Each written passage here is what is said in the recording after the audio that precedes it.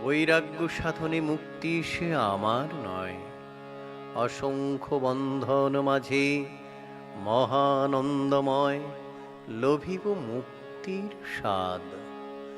এই বসুধার মৃত্তিকার পাত্রখানি ভরি বারংবার তোমার অমৃত ঢালি দিবে অবিরত, নানা বর্ণ গন্ধময়।